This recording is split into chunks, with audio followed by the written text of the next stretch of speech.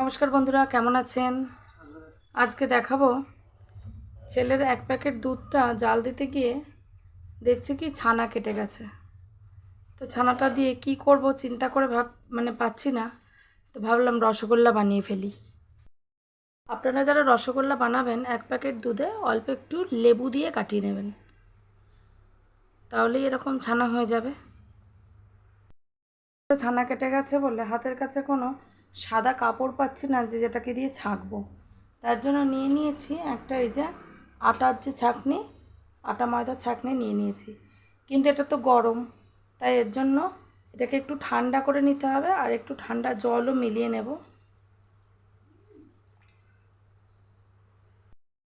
এবার এই ছানাটাকে ছেঁকে নিই।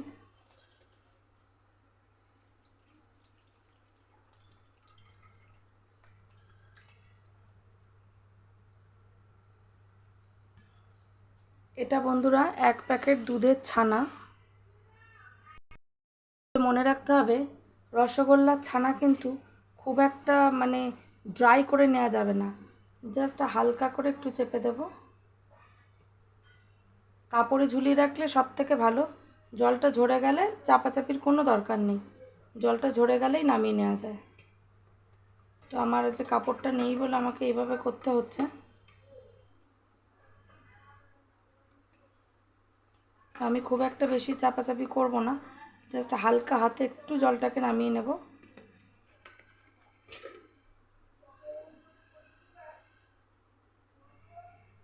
ব্যাস হয়ে গেছে বন্ধুরা, আর জল নামাবো না, এইরকম ছানা নিয়ে নেব। এই যে একটা থালার মধ্যে প্রথমে ছানাগুলোকে নামিয়ে নিলাম।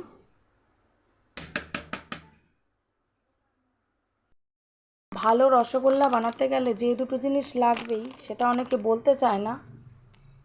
এই 1 প্যাকেট দুধের জন্য লাগবে হচ্ছে এই যে বন্ধুরা 1 চামচ সুজি, আর লাগবে হচ্ছে এই যে হাফ চামচের মতো কর্নফ্লাওয়ার। এই দুটো জিনিস দিলে রসগোল্লা ফুলে টোপা টোপা হবে। এবার এটাকে একসাথে মেখে নেব।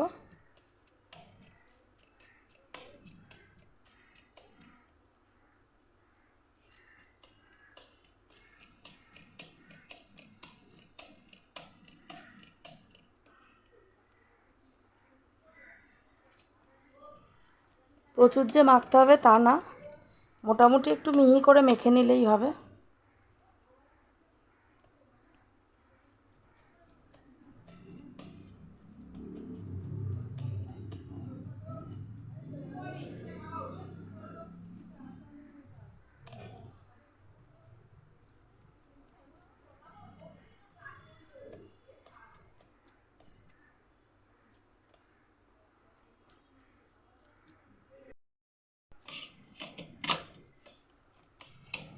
আর মাখবো না, মাখাটা হয়ে গেছে।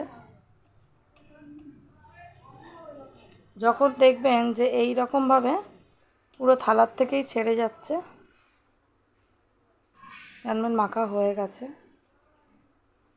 বেশিক্ষণ মাখবেন না, 2 থেকে 3 মিনিট মাখবেন। এবার এই যে ছোট ছোট করে লেচি করে নেব।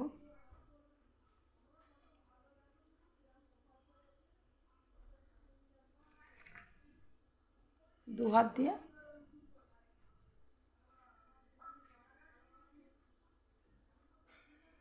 তো দেখবো বন্ধুরা 1 প্যাকেট ছানা দিয়ে কতগুলো রসগোল্লা হয়।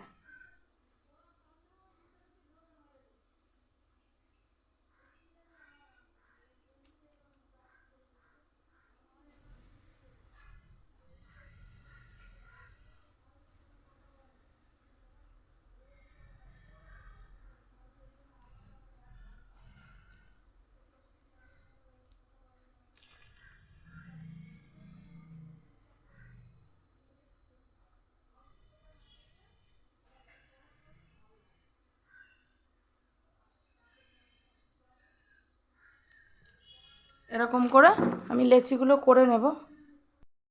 দেখাই 1 2 3 4 5 6 7, 7টা হচ্ছে 10 টাকার রসগোল্লা আর এখন 7 টাকার মিষ্টি হয়তো পাওয়া যায় না, একটা 7 টাকার পিস। এই হচ্ছে 1 প্যাকেট দুধে রসগোল্লা। এর মধ্যে একটা কড়াই বসিয়ে নিয়েছি, এর মধ্যে দিয়ে দেব এরকম একটা বাটির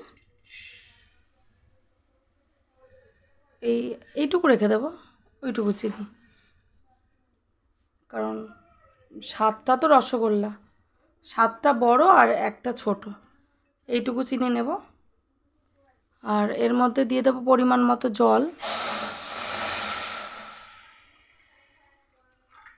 2 গ্লাস জল দেব।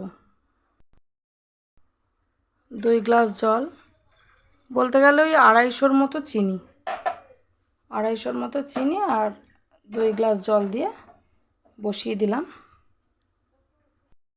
আর এই জলটার মধ্যে একটা এলাচ ফাটিয়ে আমি দিয়ে দিলাম। থালা দিয়ে জলটাকে ফুটতে দেব। বন্ধুরা, আমার জলটা একদম ফুটছে টকবক করে। যারা একটু বেশি মিষ্টি খান তারা কিন্তু আরেকটু চিনি দিতেও পারেন, কোনো অসুবিধা নেই। আমার এই 7টা রসগোল্লা খাওয়ার পর এই রসটা পড়ে নষ্ট হবে বলে আমি বেশি চিনি দিইনি। তো যাই হোক, জল যখন ফুটছে, এরকম ফুটন্ত অবস্থায় রসগোল্লাগুলোকে দিয়ে দেবেন।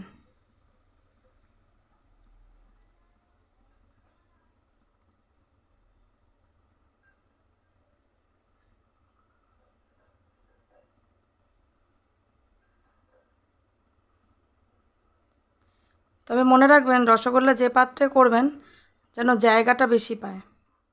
এবার একটা থালা দিয়ে আপনি একদম পাক্কা 10 মিনিটের জন্য ঢেকে দিন, ফুটতে দিন, এরকম একদম টকবক করে ফুটতে দিন, গ্যাসের ফ্লেম জোর করে। 10 মিনিট পর চলে এসেছি, দেখি কি অবস্থা। ওয়াও বন্ধুরা, শুধু দেখুন,